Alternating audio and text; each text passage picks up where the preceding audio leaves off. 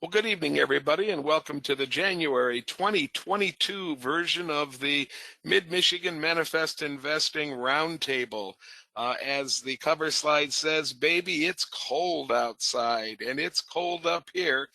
We hope that you're experiencing a little bit better weather wherever you happen to be. This evening, we have Kim Butcher, Mark Robertson, and Hugh McManus with us.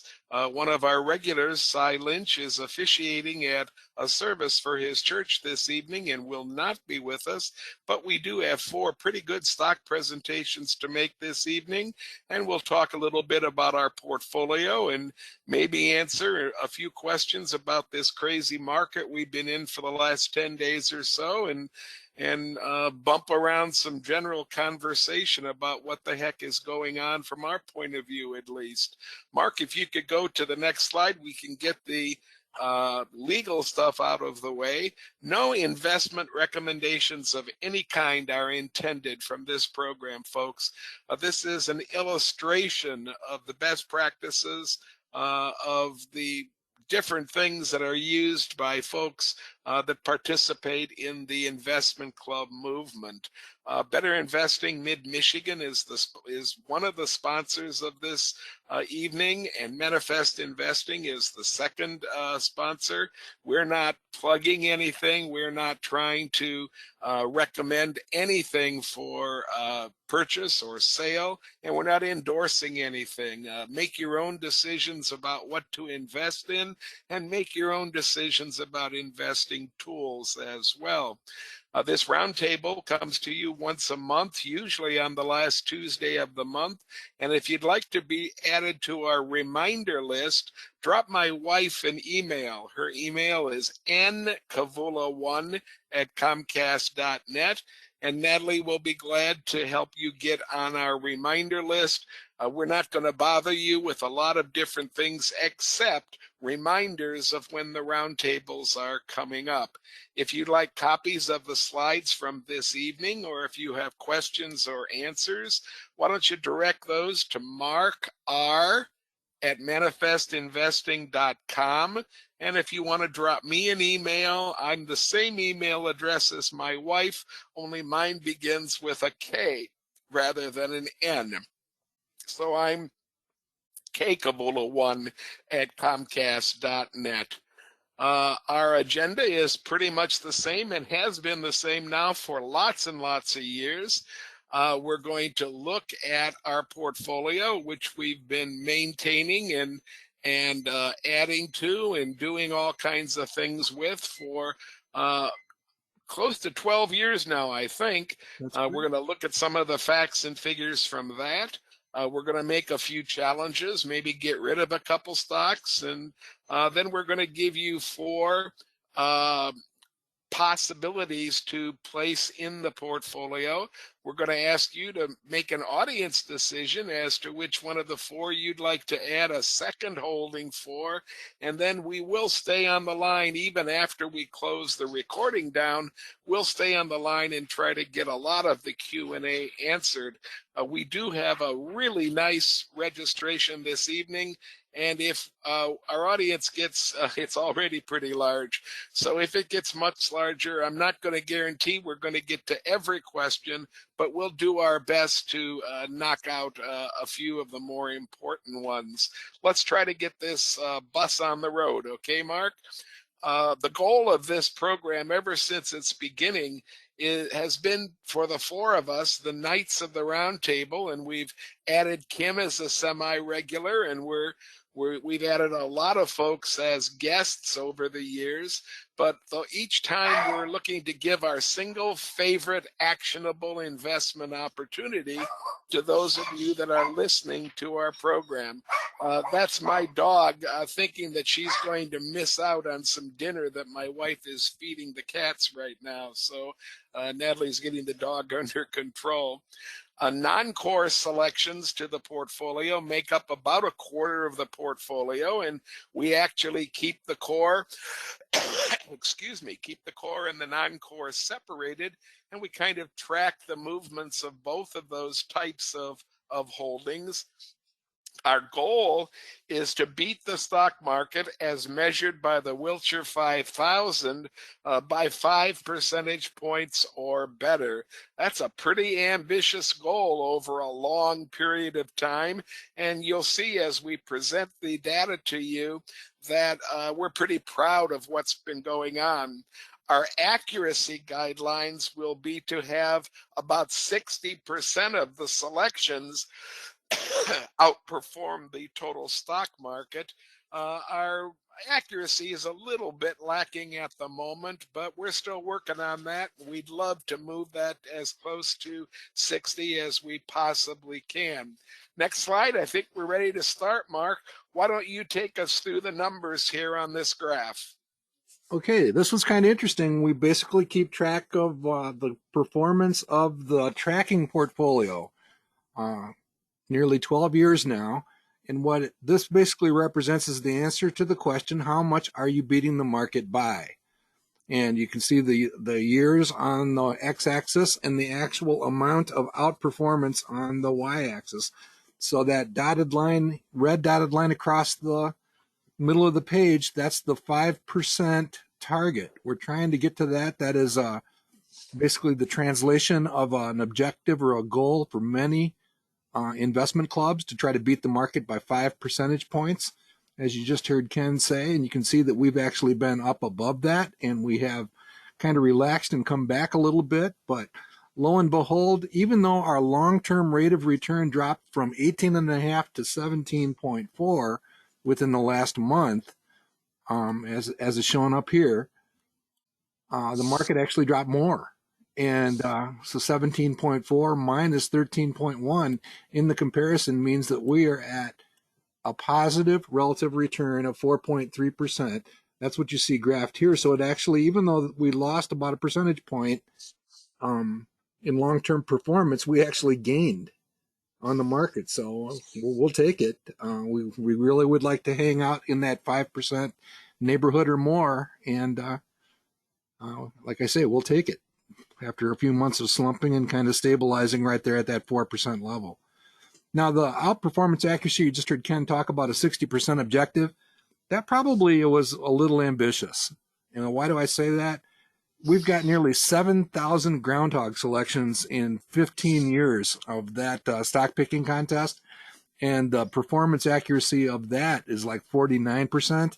If you actually look at the Motley Fool's outperformance accuracy of the average investors across their population, the average investor participating checks in at about 35 or 40. So at 52 isn't all that bad. And just to give it a little bit of larger context. Anything you'd like to add to this, Ken? Well, we're getting a question from my friend Marty down in Cincinnati area, Marty Eckerly. And Marty says, could you identify what company or group of companies caused the drop below the Wilshire 5000? And I think it's pretty safe to say, Marty, almost all of them. All right. I generally blame the selections made by Ken and, Ken, you.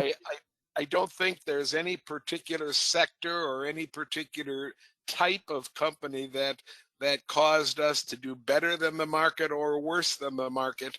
It was a pretty nasty last 10, 12 days in the market, no matter which way you look at it. Today, during our bull session, for example, the Dow Industrials actually went positive for a while right during the bull session, which occurs from 2 to 3 in the afternoon. And I turned the news on at 4:30 expecting to see a little bit of green on everything. And by goodness, if it wasn't all red again by the end of the day. So who's doing what, why it's happening? I'm not going to venture a guess. I don't know if Mark or Hugh or Kim have any solutions to the tremendous volatility that's going on right now. But I say just that we'll live with it, and we've been through worse. And, short of a complete meltdown in the entire universe, I think the market will come out of this and we'll go back to growth at some point. It might be a month. It might be a week. It might be 3 months. I just can't tell you what's going to happen. Mark's going to tell you it'll happen on a very specific day. Is that right, Mark? Tuesday at 2:45 in the afternoon. Okay, Um, good. yeah, and the other thing we might point out, and it's a good segue to next month. Next month we will talk about the performance over the last year, talk about real companies, and I'll just give a little bit of foreshadowing. Without Cy Lynch's selections over the last year, those blue dots would have been farther down the page. So Cy had some real powerful selections over the last year. And I will add, Mark, that the title of El Fuego, which is the hot one, right? The title of El Fuego has gone to 3 or 4 folks over the 11 or 12 years that we've had this contest going. So on different years, different ones of the nights have kind of propped up the whole series of stocks that we owned, and you can see the general trend is moving in the right direction, or at least stalling out right around that +5 where we'd like it to be. I just don't think that this is a real bad job for a bunch of amateurs at all. I think that you look at what our day jobs are, and then you look at what we're doing here, and you ask yourself, why are those guys making boatloads of money not doing equally as well? Yeah, we do take turns. So let's go ahead and switch to some of the companies that have contributed to the performance. What you see here is the tracking portfolio. It is the blended portfolio, the top 20 by percent of total assets. You know, our number one holding is Microsoft. That's been selected 5 times. So we have invested $1,000 into Microsoft 5 times. That $5,000 has become $73,000. So it is by far our largest holding at this point. And, some of the culprits, Amazon had a tough few days this month. But the blame is spread pretty deep and wide when you take a look at, what companies have been a little bit weaker and that sort of thing. So you can actually go and see the entire portfolio of 80-ish selections by using this public link up here at the top. I like a couple of these on this list of the top 20, Mark, because of their staying power, no matter whether they're in fashion or out of fashion. I'll draw your attention to Gentex. This is an auto supplier, kind of a flashy auto supplier. Some folks might even call this a tech company. But Gentex has been chosen 6 times. So we have almost a doubling, more than a doubling of the deposits in the particular stock. But Gentex is pretty cyclical when you actually take a look at it. It follows the auto industry, and during good times or bads, this stock has treated us pretty well. When you can put stocks like that are good, solid, mid-sized companies, when you can put them onto the list and then count on them to do well for you over time, I think you can build a portfolio. And if you read down this list, I don't think we're looking at real out of the ballpark kind of names on most of the choices that we've made. No, there's a couple that are a little off the radar screen, like Five Below, our Nick Strategos pick over the years. And I don't know, Hugh, Amazon was down about 6%. Anything to worry about, Hugh? Sorry, I was muted, talking to myself. I'm not worried about Amazon. I mean, ultimately, the only thing I'd worry about is if they start paying a dividend. I don't see that happening for a while. But that would be a sign that its growth is over. It continues to dominate and go. I mean, it's had an exceptional 2 years, as some companies have had during COVID, or many companies actually. But I'm not worried. In fact, I was thinking of adding it again today, but God, I bought it so cheap that I just can't pay that. It is hard. Right. I mean, the price has dropped enough that the par is up a little bit, but Yeah, it's had quite a run. And of course, Cy Lynch has had a pretty good run with his EPAMs and Cognizance, and what's his latest one, Maximus. A lot to do with information. Makes a lot of sense to be at least represented in those type of companies. Well, it's nice to see the vindication on some of these stocks that we all maybe turned our nose up a little bit at also, that BP has pushed itself onto this list. And I know that Hugh was adding BP to this portfolio when most folks didn't want to touch an oil stock at all for any reason. So it's all the styles that we use at different times and all the explanations that we do contribute to putting together an interesting, highly performing portfolio. Yeah, and in fact, I was stealing a little bit of thunder, but Kim's going to be doubling down on LGI Homes, and she was early to the home builders back a few years ago. So thanks, Kim. You're welcome. And I suppose United Airlines is pretty far down on that list. It's been doing reasonably well, and I think it has a bit more to go. So yeah, three-time selection. I'll have to take a look and see. It did have a pretty decent recovery. Yeah. And those of you that are asking questions about the difference between core and non-core, I think right now we're trying to point out some of the stocks that we might consider non-core. They're not the old, consistent growing, the up straight and parallels, the railroad tracks on the visual analysis, but they're stocks that Mr. Nicholson back in the 50s suggested have a place in your portfolio. You just have to know what you're doing, and occasionally you have to be willing to part ways with them if they've done real well, or if they haven't done well at all. Okay, let's keep pressing on. And speaking of that, in fact, we can do a quick lesson here, Ken. One of the things we discovered a little while back is if you take these three figures and add them together, if that number is greater than 225, you're probably looking at a core holding. I know I sound like Jeff from the redneck guy. So you take those three and add them up. So, I mean, there are a couple companies on here that are kind of borderline, and including this one, even though it's a wonderful company, BP is, it's a non-core company because of the cyclicality of the industry that it's in. And in fact, it's on the hot seat tonight. So just add those three numbers together, and if you get more than 225, you are probably looking at what many people would regard as a core holding. And we could do the complementary rule that goes with that, Mark. And for these non-core holdings, when the return, the par value, the potential annualized return, when that moves down below the average return, that becomes something that we consider a sell signal. So that's what we're looking at right here on this list for BP. Yeah, and BP has had a real nice gain from where Hugh brought it when all the rest of us were holding our noses and saying, there he goes again. But it's a fairly low growth company. No surprise there. It's pretty bumpy. It does pay a yield.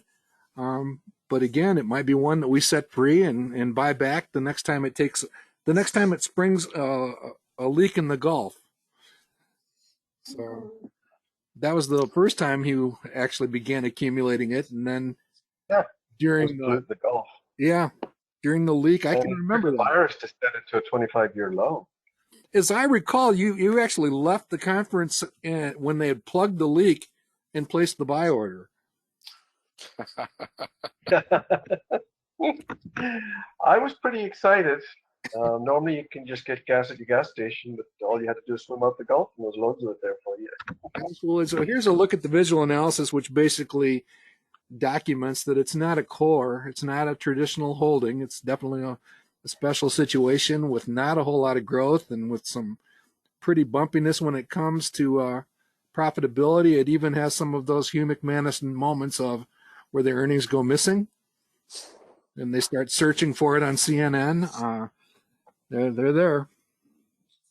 So Mark, I want to tell Hugh that we have a committee in our Wolves Investment Club. That's my personal club that meets monthly.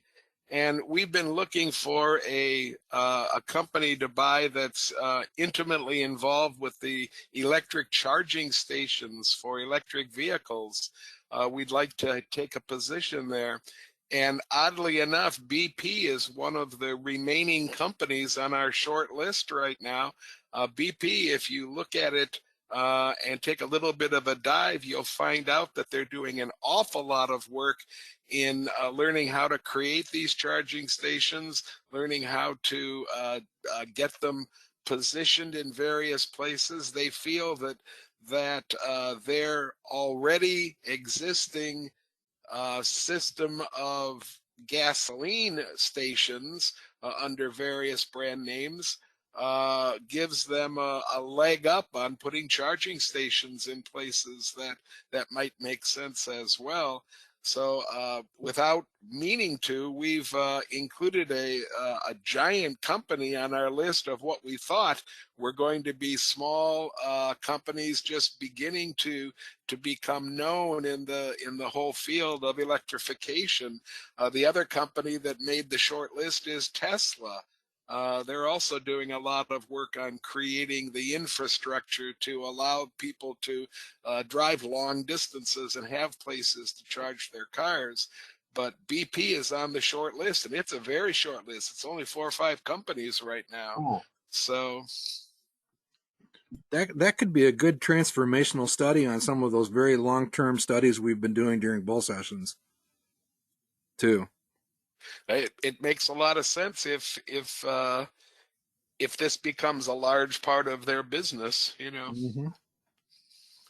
All right, so we'll go ahead and put that one on the pile, and we can move into our stock selections. If you want to kick us off with a fairly unusual selection for he who doesn't even have a Facebook account. All right. Take us away. Well, if I were to go through the audience and ask you what the metaverse stood for right now, I doubt whether I would get consistent answers from very many people. And this is a pretty with it audience as far as technology is concerned, as far as new ideas are concerned.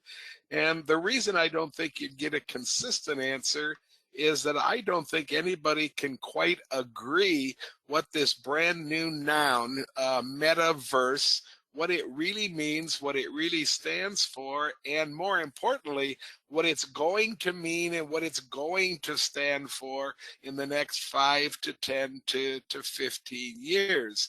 The definition that comes out of the internet is a virtual reality space in which users can interact with a computer-generated environment and other users.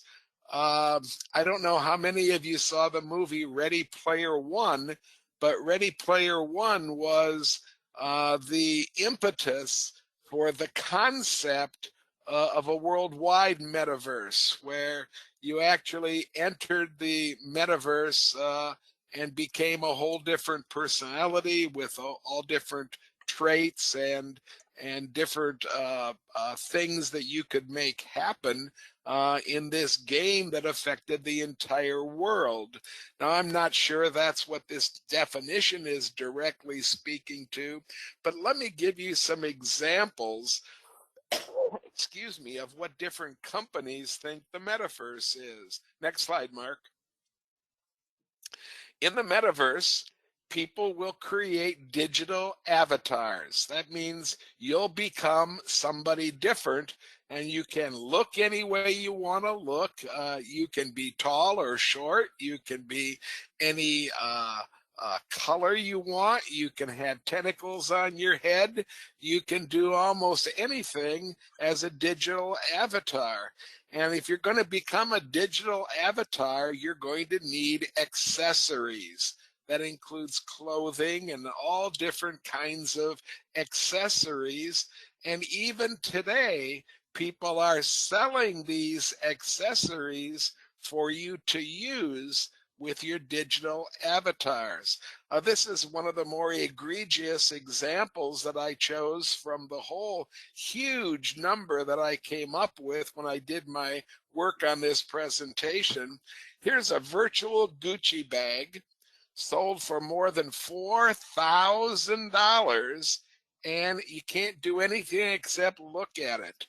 You can do exactly what you're doing tonight on your screen for free, and somebody paid $4,000 to own this digital Gucci bag. You can go to the Gucci website and it's on the website Roblox, and you can find accessories for sale from $1 to $9, and you can use them to clothe and to outfit your avatar. Louis Vuitton is doing the same thing, as are all kinds of luxury brand makers. They're going heavily into this creation of these digital virtual objects that you can plunk your money down in. Next slide, Mark. Do you like to play a lot of games? Well, companies like Procter & Gamble or Hellman's, companies like Wayfair or Overstock.com, they are selling digital creations that you can import into many of your games. The ones you're looking at right now can be imported into the game called Animal Crossing. And notice the prices attached to these. You can buy 8 dresses for your avatar, and they only cost $19. But that's all that you have, is you have a picture, and you can manipulate those pictures sort of like paper dolls, place them on your avatar. You can buy tools and headwear and rugs, and I counted on this website, I counted over 200 different categories that you could buy stuff in to add to your things in this Animal Crossing game.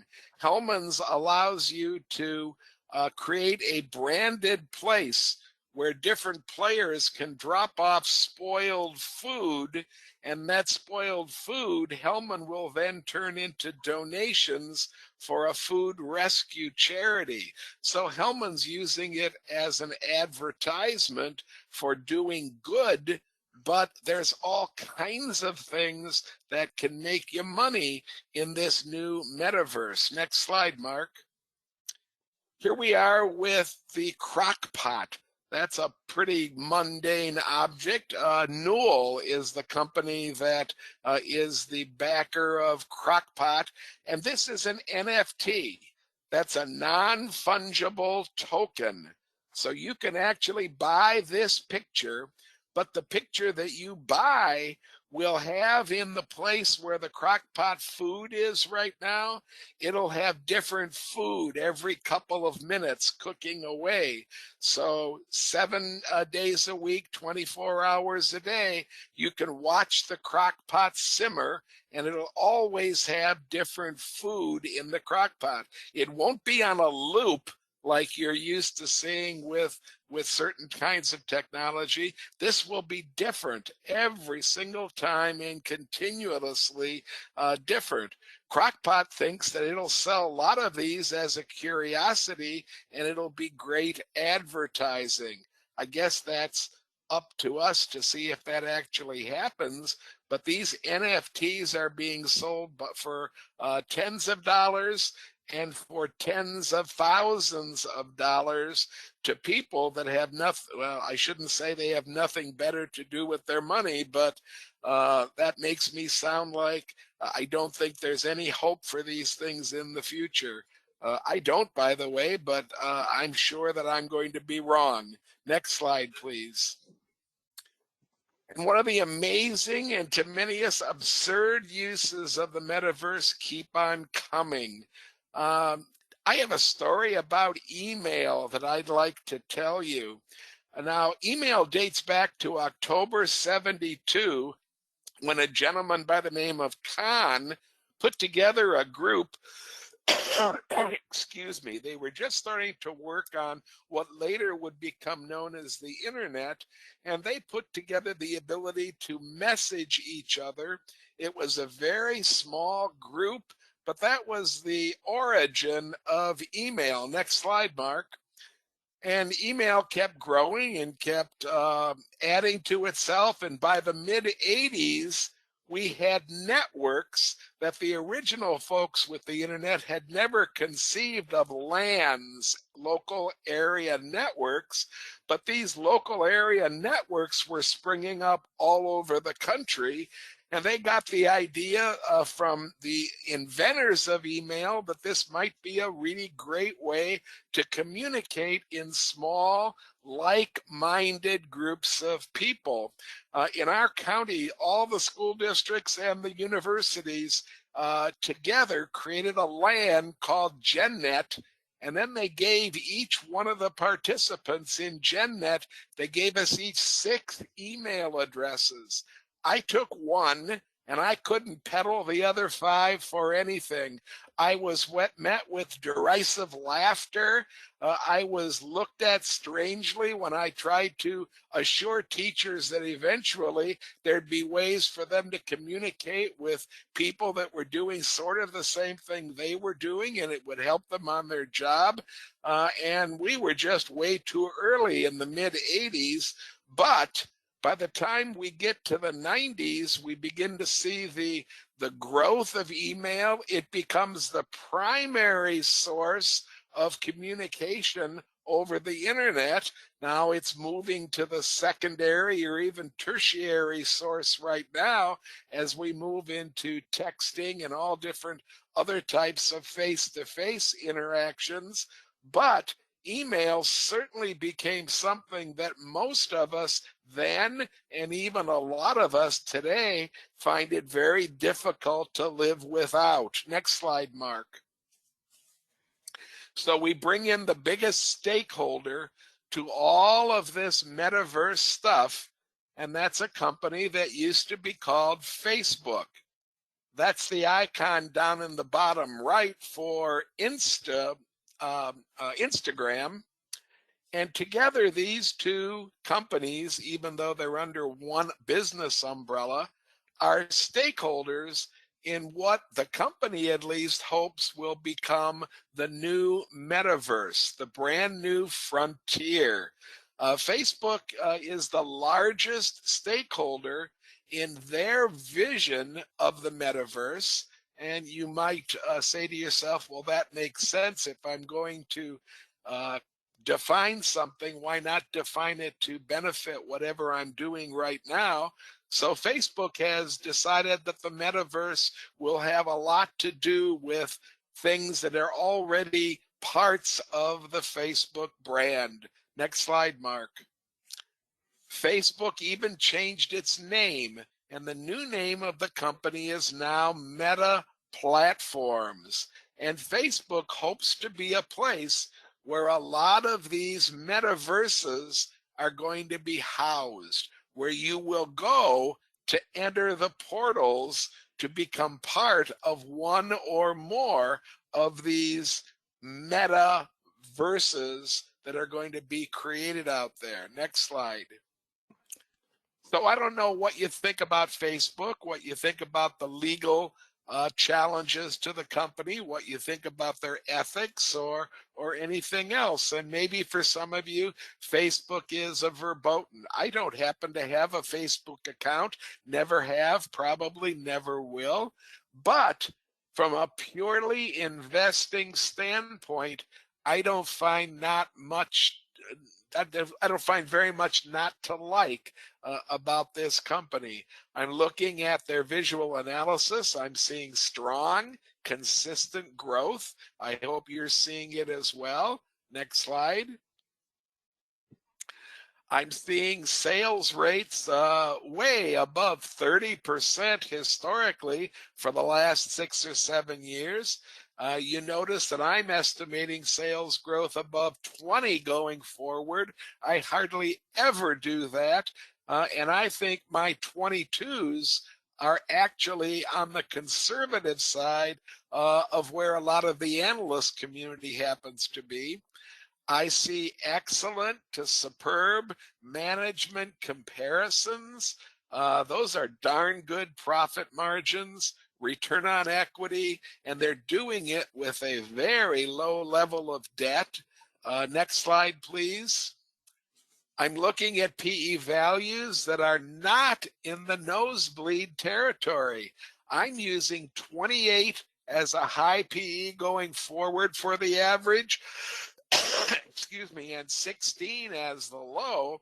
That gives me an average PE of 22 Folks, that's nothing more than 28 plus 16 added together and divided by 2. And this average PE of 22, when you compare it to a lot of the tech stocks that are trying to make a name for themselves in the market and have become just profitable or aren't even becoming profitable yet, you have to say to yourself, 22 is certainly reasonable. When I use these, what I think are reasonable judgments on this PE, I get a par value. Next slide, Mark. I get a par value in the mid-20s. 22 for the low par based on the average PE, total return up around 28%.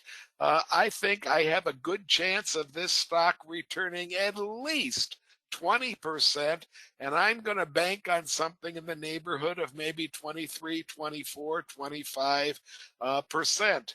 So I have high sales and EPS growth. I have reasonable PE values, and I have terrific return numbers. What's not to like? I'm going to add one more holding in Meta Platforms. Thank you. All right, Ken, that was definitely different. I'm going to pretend that I understand NFTs now. Wow, interesting stuff. Promise me that you'll get your furnace CO2 levels checked, please. All right. Just kidding, just kidding. No, it's a different area. On a serious note, I have a buddy who is probably a multi-millionaire that years ago began buying virtual real estate, and I couldn't figure out what in the world he was finding an interest in. And it turns out it's basically all the groundwork and the foundation of what you see Ken talking about there. And I still don't understand it, but certainly working for him. All right, let's go ahead and switch gears to something a little more concrete with a foundation. Kim and LGI Homes. Well, hello, everybody. I presented a little bit of history. I presented LGIH in 2007 at Bank, and then I presented it at the roundtable at the end of the month. And the cost then was $32, and the stock has fallen because it has dropped down to like the 110, I think it is, 120, but it had been as high. Yeah, 125.68. And as Mark has been teaching us, it's always good to get a stock with a low RSI, and currently it's at 35.6.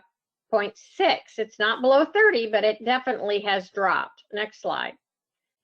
LGI Homes, as you will all recall, or maybe you don't, is a home builder that believes that first-time homeowners need to be able to get a home, and they make these houses affordable. And the way they do that is they have their own construction crew, they buy the land, the construction crew, they buy all the supplies, and then you buy into an area so you can get a home within your price range that you can afford, so you can get out of that rent trap. And then they've also started to get a lot of people who are downsizing. Well, this is from their latest quarterly report, which was back in November 2nd. They are now have grown so much that in the last 12 months, they've had $3.1 billion in revenue. So they really have grown. They close in over 11,300 homes.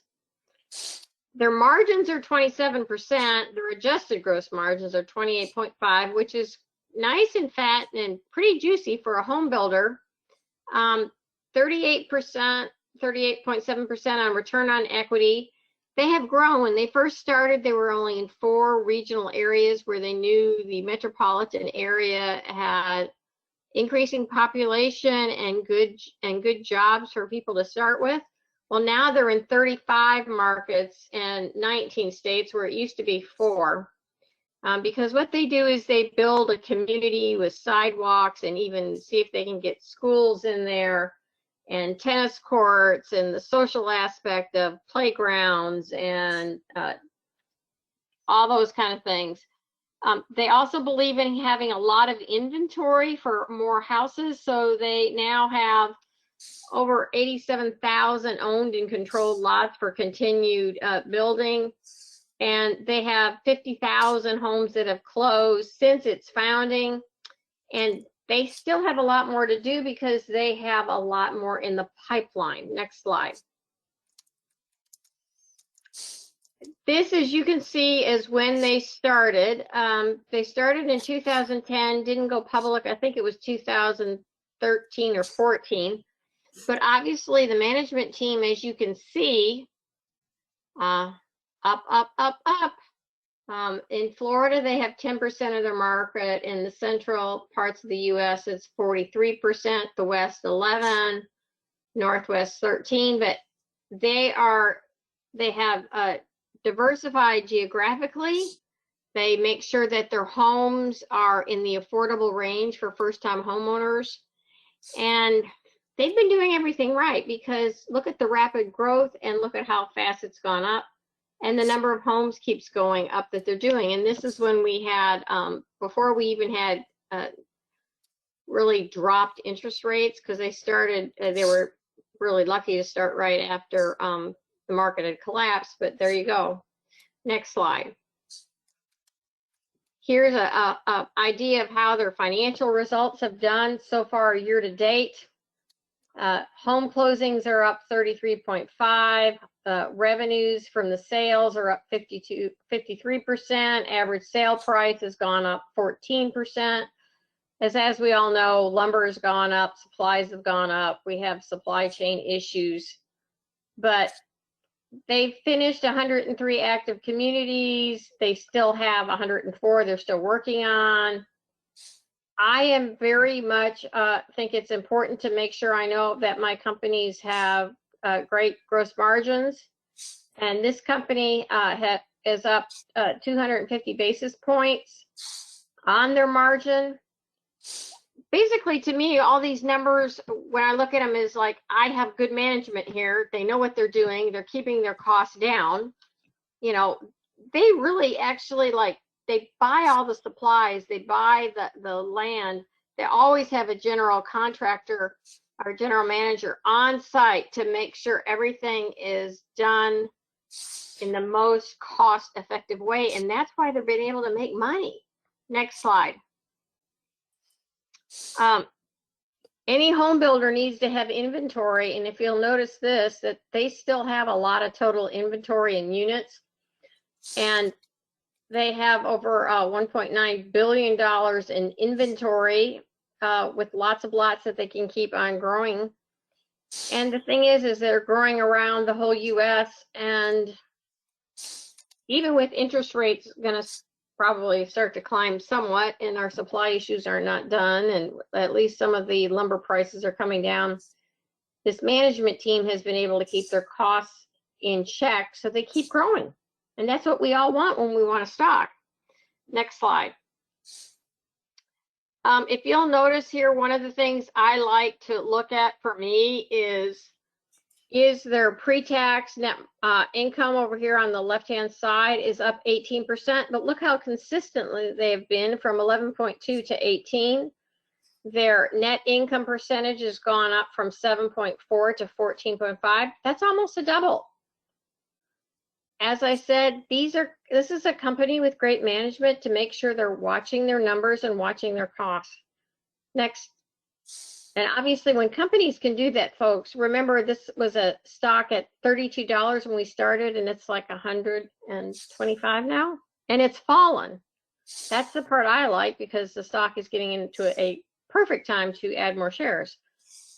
I personally like to make sure that my companies have a return on total capital. So in other words, what they're investing in, they're getting a return on it.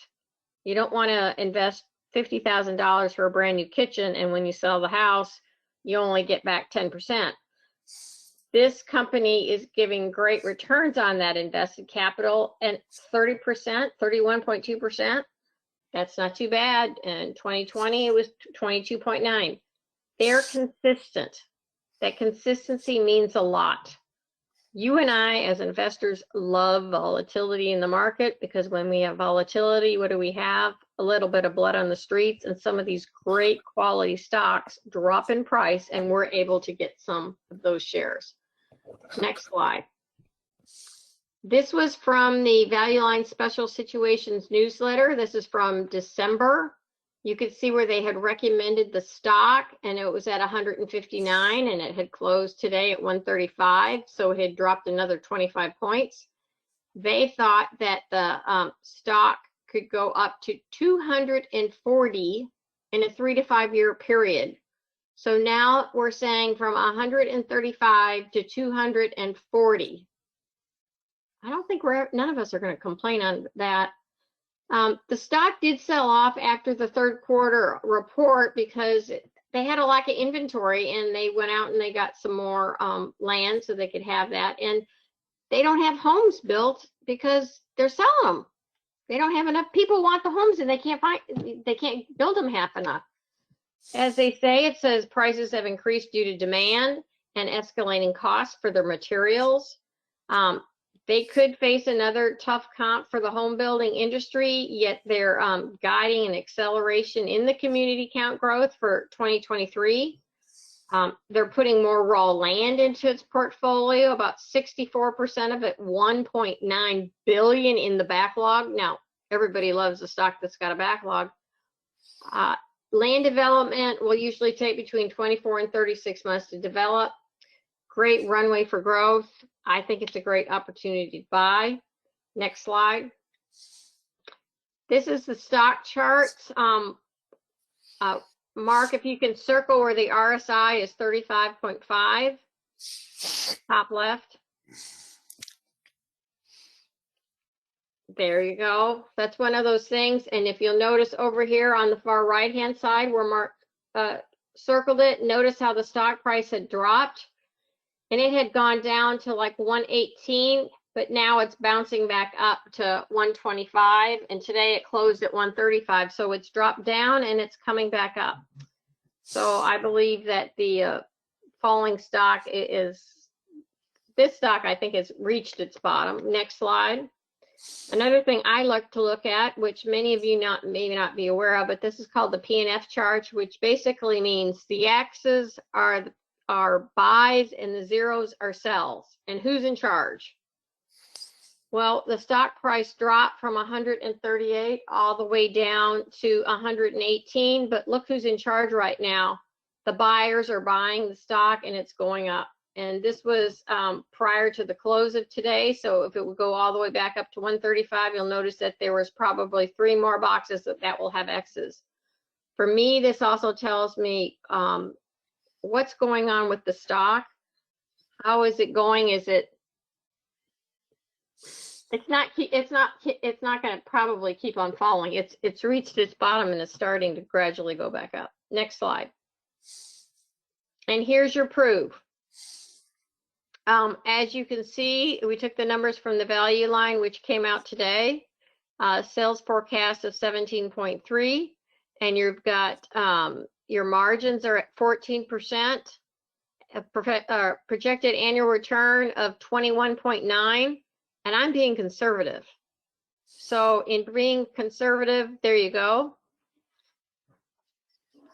This is a stock I hope all of you would consider to want to add to your portfolio, because I don't know, a lot of us don't think of going to home builders. Thank you so much for your time. Thanks, Kim. We'll put another LGI home log on the fire. Thank you. All right. Well, the market has been a little bit crazy lately, some rather vicious price drops. Tremendous volatility, and one of the things that I like to do, Kim has already mentioned it, under those conditions is to be vigilant or on the watch for companies that have been really punished when it comes to the stock price. Here's a short list. We might bring back the Fave 5. Maybe some of you guys nudge me a little bit. We talked about this a little bit during the bull session this afternoon.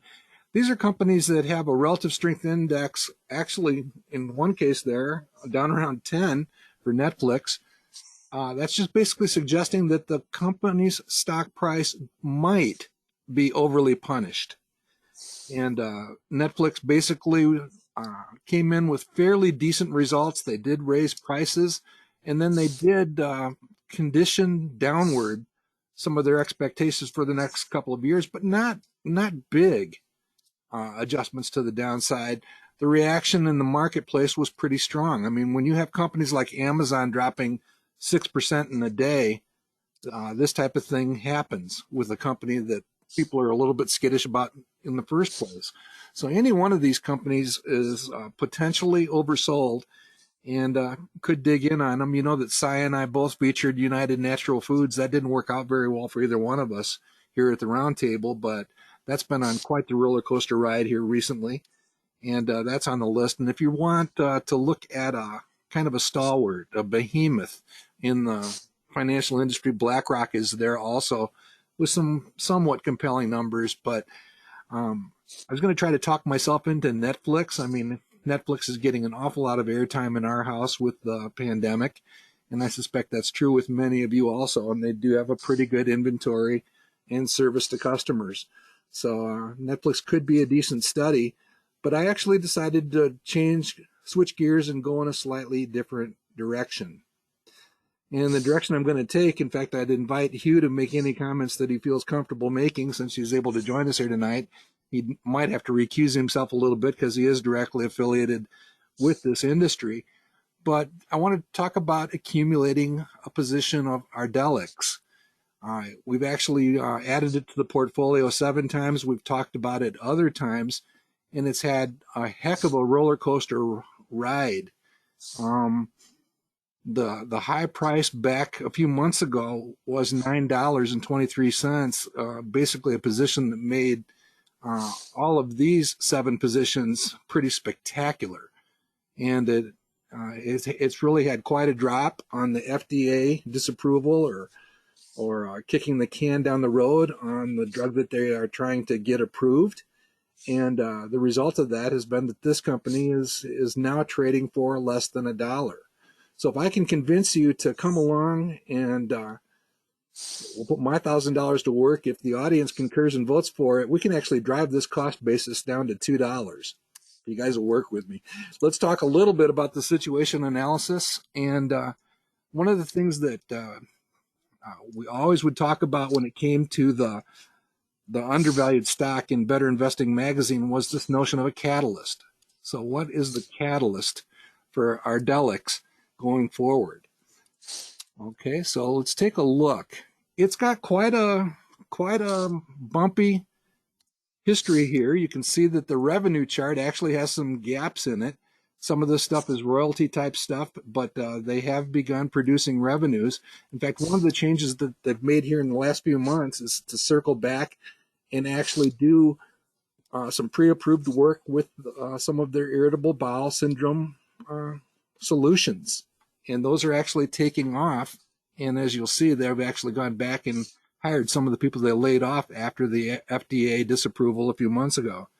So the key figure here is that they basically do, one of the things Hugh has always talked about with this company is they actually do have approved products that can be made and sold. And they're beginning to do that. I want to draw your attention to analyst estimates for revenues actually taking off and going up considerably from 2021 over 22 and up into 23.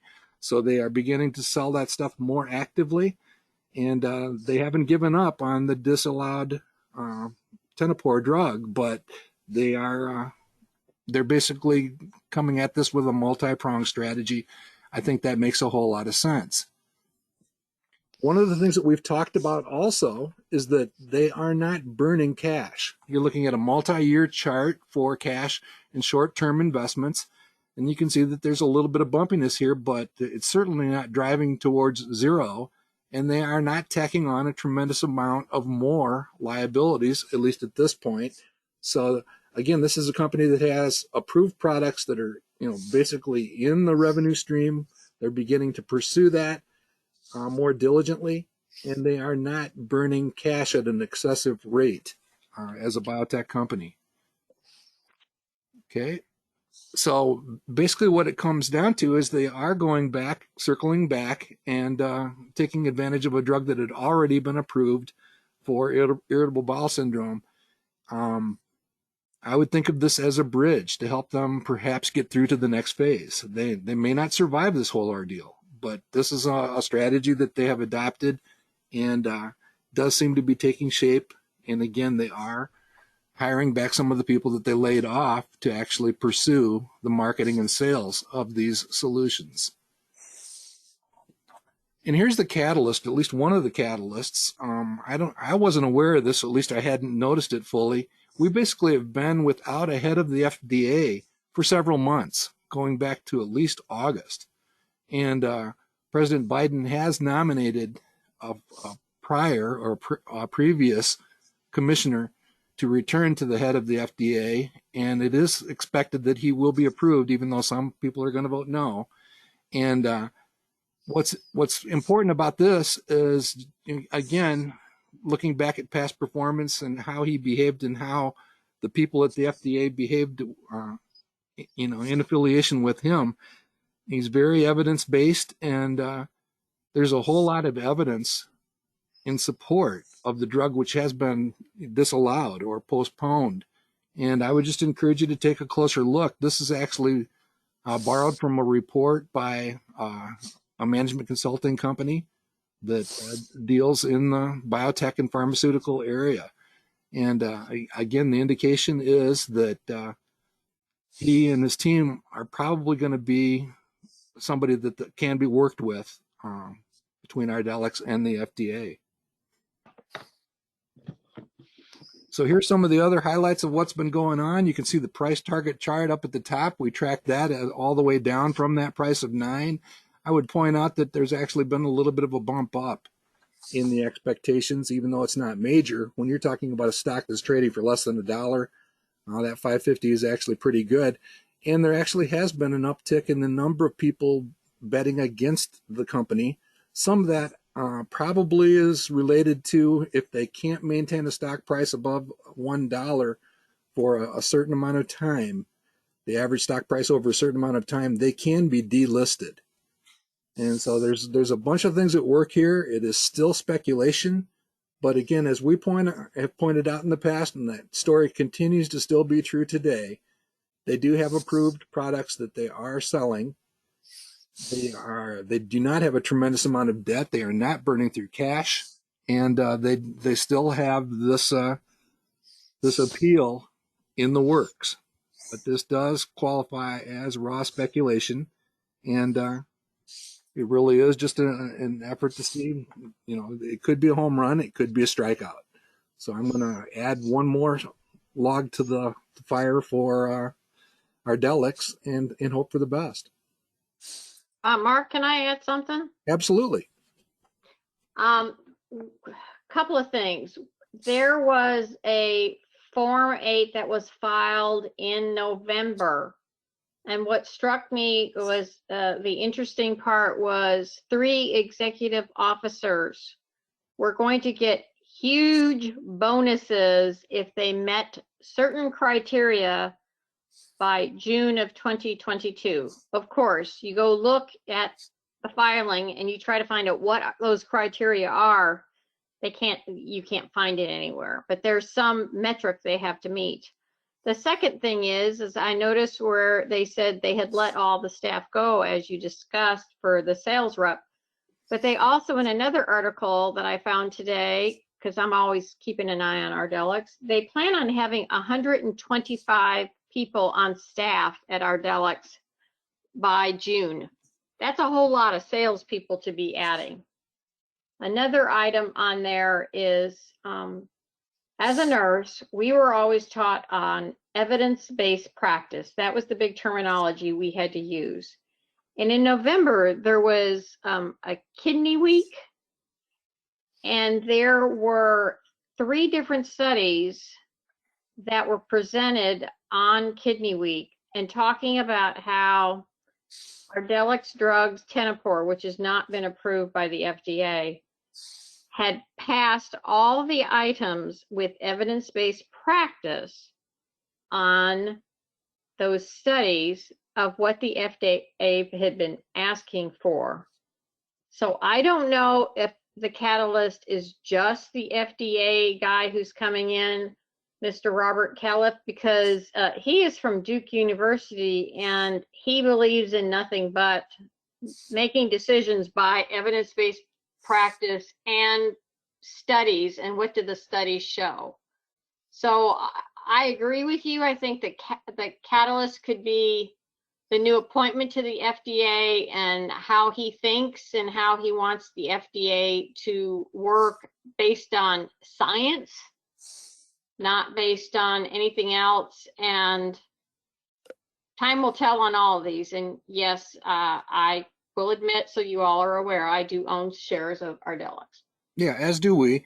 And I would point out also that I would agree with all that, and also add that the pandemic, the COVID situation has really kind of impaired the FDA in general. If you look at their workload and the stuff that they need to get accomplished, as we come to grips with COVID and the pandemic, it'll be interesting to see. That's why I think some relatively high degree of patience has to be exercised here also. Mark, we're getting a good question from a number of different people. What does delisting actually mean? Does it mean that they become a pink sheet stock? Does it mean you can't buy the stock or trade the stock anymore? What exactly does it mean? I think the biggest impact probably comes for, it probably is pink sheeted or something like that. And I don't know that to be 100%. But what happens with a lot of institutional investors is they are no longer allowed to invest in it. So you could get a sell-off of some of the institutional stakes. As some have pointed out, they could do a reverse split to avoid that. I wouldn't put that past them if it was strategically important to buy a certain amount of time with all the stuff we've been talking about. So some of the institutions out there probably are living in fear of the potential of a delisting. There's another thing. David Mott used to be the head of New Enterprise Associates, NEA. And the reason this stock looked interesting to me was he had put totally $2 million of his own money in buying this stock. And he's not sold any, and from what I can tell, I'll fully admit, from what I can tell. And also BlackRock, a New Enterprise Associates had sold some of their shares to exactly 4.9% ownership, and so has BlackRock. And I was kind of trying to figure out why. Well, I guarantee everybody in this audience, because we are a bit more educated, we did some selling in our portfolio to harvest tax losses. And even those equity funds need to, if they can, they'll do some tax loss selling. But that also makes it such that when they buy more shares, they don't have to report it until it gets over 5% again. So that could be, that's just a tidbit of something else I thought that was really odd. I mean, two hedge funds sell off some shares, okay, but they both get to only 4.9. That means they don't have to report anything until they get over 5% again. And we won't know when they buy those shares until after another quarter's out. Yeah, it changes the timing on the reporting for sure. Yeah. Yep. Interesting stuff and quite the mystery. And again, let me repeat, this is speculation, but I do own shares in the company. Is Hugh still with us, Ken? Yeah, I'm still here. Okay. So I apologize to everyone. Just due to a very busy day today, I didn't get a chance to put anything together, and I texted Mark to give him a heads up and suggest that I would add more Amgen to the portfolio. Well, this is your slide to work from. Huh? This is your slide to work from. I think it covers some of the highlights. Yeah, I mean, I've owned Amgen for a very long time. I think it was the very first company I ever bought way back when. I love the company. It's not paying, and sorry for the noise in the background. There's two dogs that think they're going to get their I'll have to spell it Dinner because I've started talking. And The you big don't want dog. to mess Well, with those dogs. They're Irish wolfhounds, and they're big. yeah, yeah. So Amgen is a company, as I said, I've owned for a while. Get your paw off it. And it's a great company. It is a biotech company that managed to reach what I like to call escape velocity. Very few did. Gilead reached escape velocity, an independent pharma company. Genentech nearly did, but it was acquired completely by Roche. But of the hundreds of companies that are created every year, very, very few of them emerge into a fully fledged pharmaceutical company. I think there's only 4 that spring to mind. Most of them get acquired. Ardelyx is probably a company that will ultimately get acquired when the drug is approved. But Amgen has escaped, and its profit margins, if you look at the numbers here, it is a spectacularly successful company.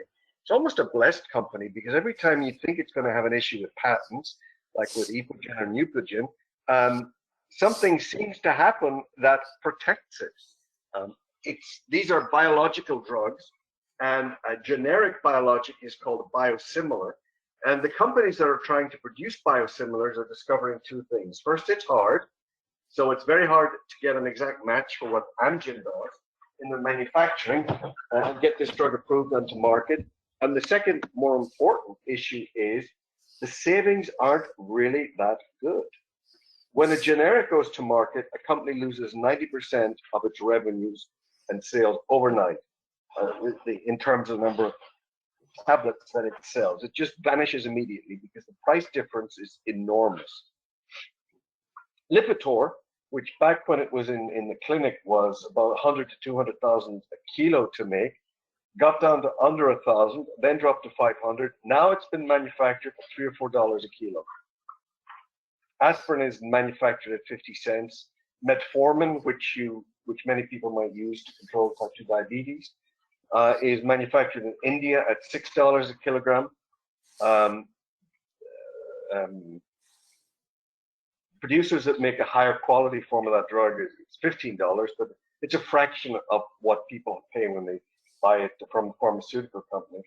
But with biosimilars, it looks like the companies that are trying to compete with Amgen can only get to about 90% of the price of Amgen, which means that Amgen's revenues, while they will be impacted when these drugs ultimately succeed, they'll do fine. So Amgen has that threat on the horizon, but it's also been very, very successful with some recent drug launches, including its latest anti-cancer, a KRAS inhibitor that it's launched, and a company called Mirati, maybe doing a little bit better. That's a company that Mark and I talked about a few years ago about adding it to the portfolio when it was under $1 and before it got up to $240.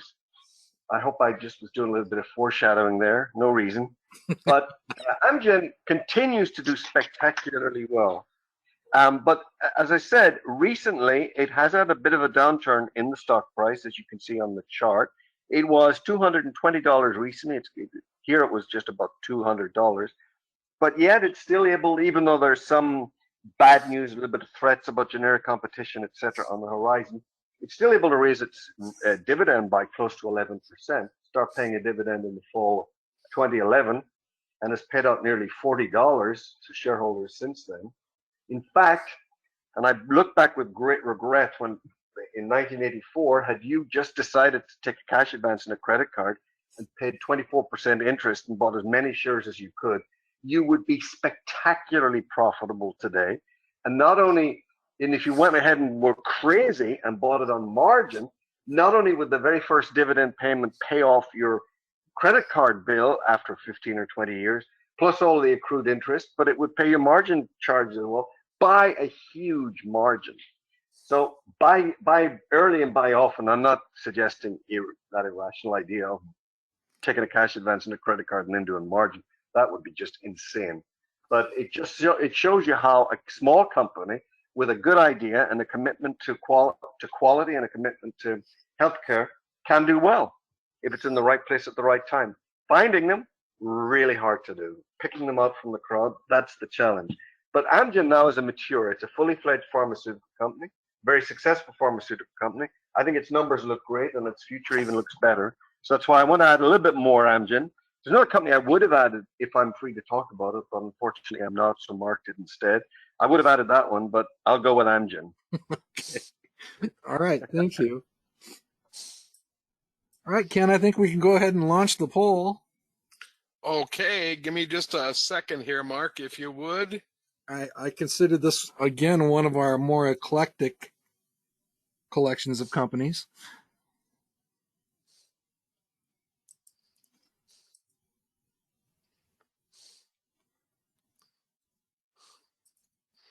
Ah, there we go. I got it up.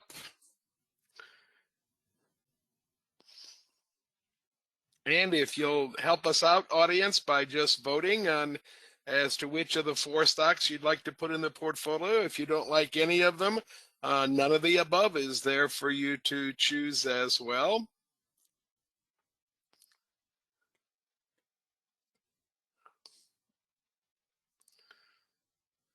We have about 80% of our audience voting.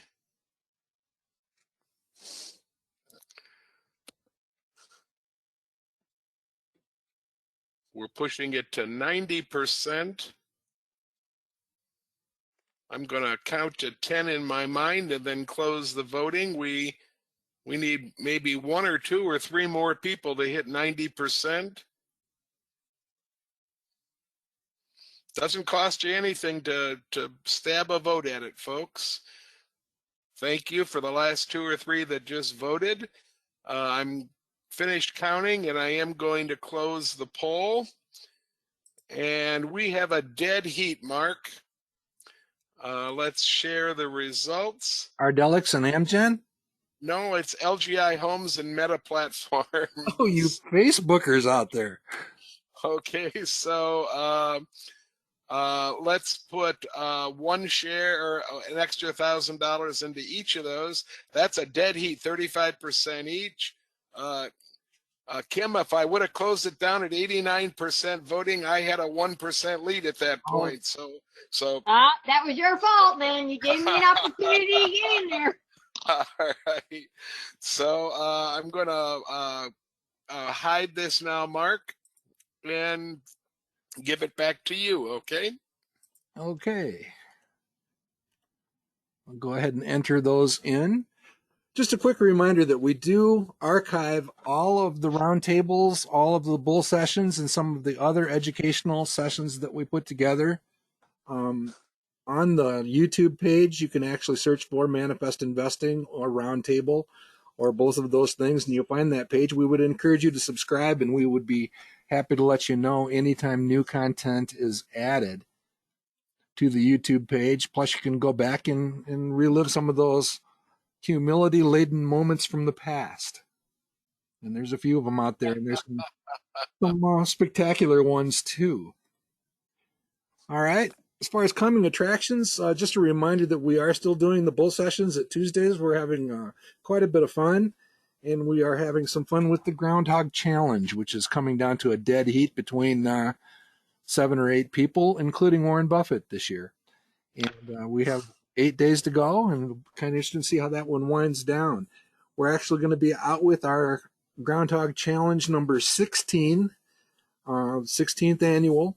Starting February 2nd, 2022, and anybody here is invited if you'd like to submit between a minimum of 5, a maximum of 20 stock selections. Individuals and clubs are invited. We do an individual honors and group honors and celebrity honors. As I mentioned, Warren Buffett's actually winning this year's contest right now by a very narrow thread over the pride of Indianapolis, Ruth Wilfong.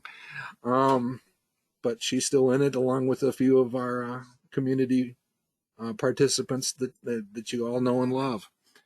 So you're invited to do that. The February Investing Roundtable comes to you on the 22nd of February. And as a reminder, it is that red carpet moment when we basically take a look back and hand out some Golden Knight statues. And we've had some fun with that in the past. And like Ken pointed out earlier, the title of En Fuego has been passed around to virtually everybody on that page at some point in time. All right. Anything else you'd like to add, Ken? Well, we have some interesting questions and comments that we can get to after we close the workshop down, but I just want to repeat, if you want copies of tonight's presentation, and it appears 4 or 5 of you do, that's an email to Mark, and it's markr@manifestinvesting.com. Mark R for Robinson @manifestinvesting.com. Robertson. It's close. My best friend in college was Tom Robinson. So, Okay, so with that, I guess I'll shut down the recording and we can open the floor for Q&A.